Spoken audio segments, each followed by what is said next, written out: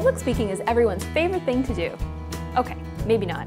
Actually, it probably makes you feel more like this. And unfortunately, when you get nervous, a lot of other negative stuff starts to happen to you. When we get really nervous, a chemical reaction that starts in our brain and ends in our kidneys forces adrenaline into our blood. This reaction results in our body naturally wanting to curve into the fetal position.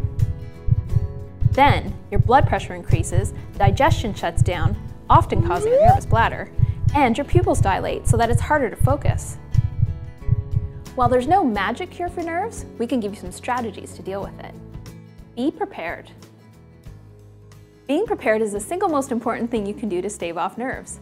Being prepared means knowing your stuff, having all the technology kinks worked out, and practicing. The more you do a presentation, the easier it gets. It's been said that Steve Jobs practiced his iconic speeches for hours before delivering them. The next tip is to smile. Smiling can make you look more confident and relaxed, and it will make your audience feel more relaxed and welcome. Talk to the audience before, during, and after the presentation. When you walk in the room, chat with a few people. During the presentation, ask questions, speak, and nod to people. Your audience should feel engaged and part of the presentation. After you're done, chat with people again. Ask if they enjoyed it, or maybe answer questions. Remember, you are simply having a conversation on a bigger scale.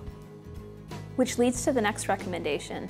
Under no circumstances should you read your presentation.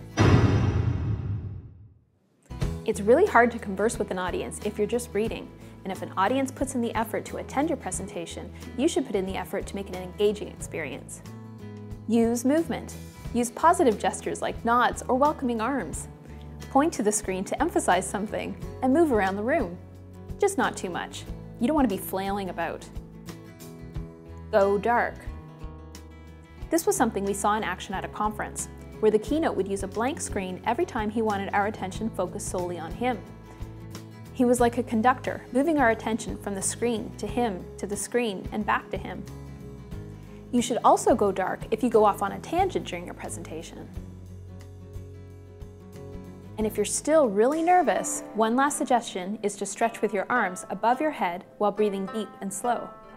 This particular stretch activates the hypothalamus, which sends out hormones to trigger a relaxation response.